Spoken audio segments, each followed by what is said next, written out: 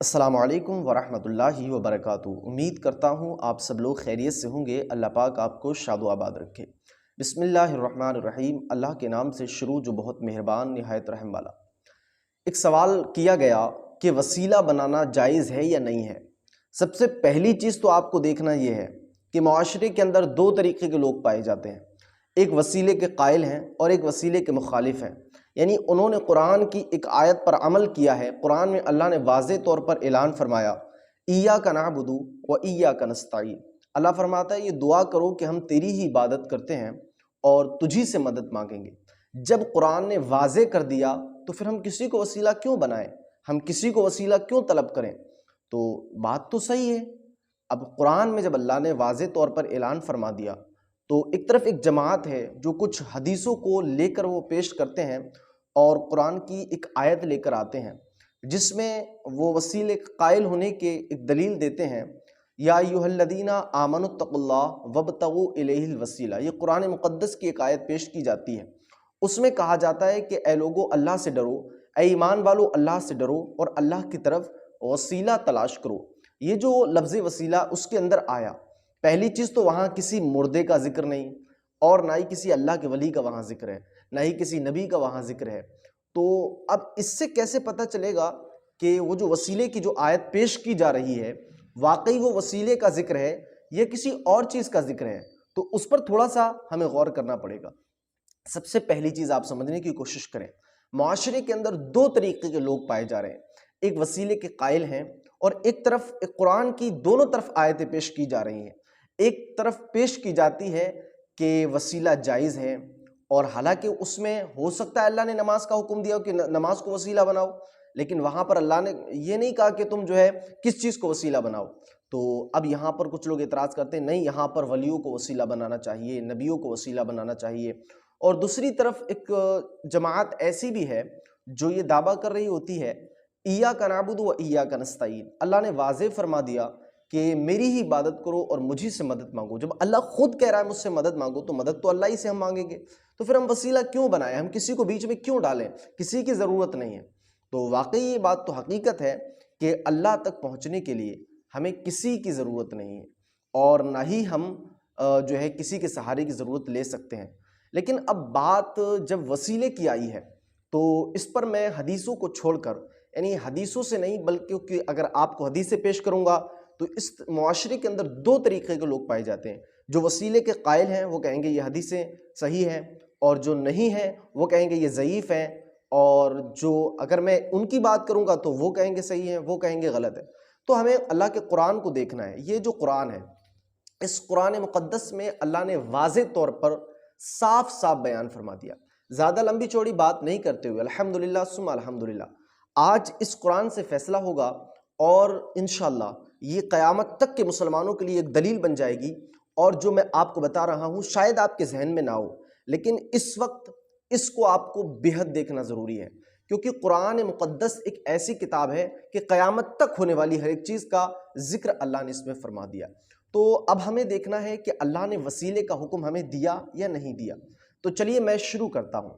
دوستو سب سے پہلی بات آپ دیکھیے گا، اللہ نے ہمارے اوپر جو اسلام کی بنیادیں رکھی ہیں، 5 چیزوں پر اسلام کی بنیاد ہے، تو اس میں سب سے پہلے کلمہ ہے، اس کے بعد پھر نماز بھی ہے۔ تو نماز یہ کوئی خدا نہیں ہے، نماز بھی ایک وسیلہ ہے۔ روزہ ہے یہ بھی وسیلہ ہے، حج ہے یہ بھی وسیلہ ہے۔ یعنی قرآن کہتا ہے، واضح طور پر قرآن نے اعلان فرما دیا اہدنا الصراط المستقیم۔ اللہ فرماتا ہے یہ دعا کرو کہ اللہ ہمیں سیدھے راستہ پر چلا۔ اب سیدھا راستہ سب یہی دعا کر رہے ہیں، سب الحمد شریف پڑھ رہے ہیں، تو کیسے پتہ چلے کہ سیدھا راستہ کون چل رہا ہے؟ ایک طرف وہ وسیلے لینے والے بھی یہ دعا کر رہے ہیں کہ اللہ ہم کو سیدھے راستے پر چلا، اور ایک طرف وہ بھی یہ دعویٰ کر رہے ہیں کہ اللہ ہمیں سیدھے راستہ پر چلا۔ تو دو طریقے کے لوگ معاشرے کے اندر پائے جا رہے ہیں۔ تو ہمیں سمجھنا یہ ہے کہ آگے اللہ نے کیا کہا قرآن میں۔ تو آگے قرآن میں اللہ فرماتا ہے اہدنا الصراط المستقیم صراط الذین انعمت علیہم، اللہ ہمیں ان کے راستے پر چلا۔ کس کے راستے پر؟ دیکھیے، جو لوگ وسیلے کے مخالف تھے، جو وسیلے کی مخالفت کرتے تھے، جو وسیلے کا اعتراض کرتے تھے، سب سے پہلے وہی لوگ نماز میں کھڑے ہو کر وسیلے کو طلب کر رہے ہوتے ہیں۔ کہ اللہ ہمیں ان کے راستے پر چلا. کس کے راستے پر؟ جو نبی کا راستہ ہے، جو صحابہ کا راستہ ہے، جو اللہ کے ولیوں کا راستہ ہے، جو تیرے نیک بندوں کا راستہ ہے. مولا ہمیں ان کے راستے پر مت چلانا. غیر المغضوب علیہم ولا الضالین، اللہ ہمیں ان کے راستے پر مت چلانا جن پر تو نے غضب کیا. اب غضب کس پر ہوا؟ فرعون پر غضب ہوا، نمرود پر غضب ہوا. یہ جو اللہ کا راستہ بھٹک گئے تھے ان پر غضب ہوا. تو وسیلے کے جو لوگ مخالف تھے، تو میں نے حدیث پیش نہیں کی لیکن قرآن سے ہی آپ کو واضح طور پر بتا دیا کہ وسیلہ جائز ہے. یعنی قرآن میں واضح اللہ نے فرما دیا. نماز میں کھڑے ہو کر انسان اس وقت یہ کہہ رہا ہوتا ہے کہ اللہ ہمیں ان کے راستے پر چلا جن پر تو نے احسان کیا. تو اللہ نے احسان اپنے نبیوں پر کیا، اپنے صحابہ پر کیا، اور اپنے ولیوں پر کیا، نیک مومنین پر کیا. تو اللہ انسان اس وقت اللہ سے یہ دعا کر رہا ہوتا ہے نماز میں کھڑے ہو کر، یا جس وقت بھی سورہ فاتحہ کا وہ ورد کر رہا ہوتا ہے تو وہ یہ دعا کر رہا ہوتا ہے اللہ ہمیں سیدھے راستہ پر چلا، ان کا راستہ جن پر تو نے احسان کیا. تو یہ بھی ایک وسیلہ ہے. یعنی انسان نماز میں کھڑے ہونے کے وسیلے کو جائز کرتا ہے اور اس وقت اس پر غور نہیں کرتا ہے کہ نماز میں کھڑے ہو کر وہ خود وسیلہ تلاش کر رہا ہے اور وہ خود وسیلے کے لیے ڈائریکٹ اللہ سے دعا کر رہا ہے کہ اللہ مجھے ان کے راستے پر چلا دے جن پر تو نے احسان کیا. تو جب قرآن کے اس وسیلے کو آپ جائز سمجھتے ہیں، جبکہ نماز میں آپ وسیلہ تلاش کر رہے ہیں، اور نماز کے الگ ہٹنے کے بعد اگر یہی وسیلہ ہم کہیں کہ بھئی آپ وسیلہ بنا لیں اللہ کے نیک بندوں کو، تو اس پر کچھ لوگوں کو اعتراض ہوتا ہے نہیں یہ جائز نہیں ہے، یہ جو ہے یہ خلاف ہے، ڈائریکٹ اللہ سے مانگنا چاہیے. تو دیکھیے مدد کرنے والا اور رزق دینے والا اللہ ہی ہے. مثال کے طور پہ ہم مانگتے کس سے ہیں؟ اللہ سے مانگتے ہیں، لیکن اللہ نے ایک اسباب جو ہے بنا رکھا ہے. قدرت کا یہ قانون ہے کہ ہم مانگتے اللہ سے. مثال کے طور پہ بارش جب ہوتی ہے تو ہم بارش کے لیے دعا کرتے ہیں کہ اللہ ہمیں بارش عطا فرما.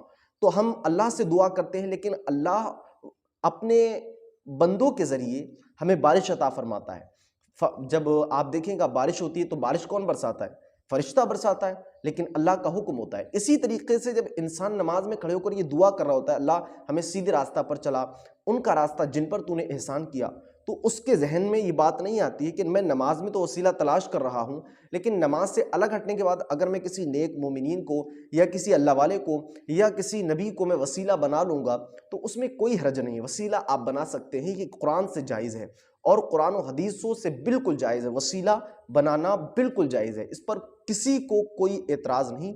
اور جس کو اعتراض ہو وہ قرآن پڑھ لے، وہ خود نماز میں وسیلہ تلاش کر رہے ہوتے ہیں. تو اللہ پاک ہماری اس قوم کو ہدایت نصیب فرمائے. اور وسیلہ یہ ایک اہم پیغام تھا، آگے اس کو شیئر کریں کیونکہ دین کی بات سن کر آگے پھیلانا صدقہ جاریہ ہے. صدقے کی نیت سے اس ویڈیو کو شیئر کیجیے گا. ملتے آنے والے ویڈیو میں، جب تک کے لیے اللہ حافظ. السلام علیکم.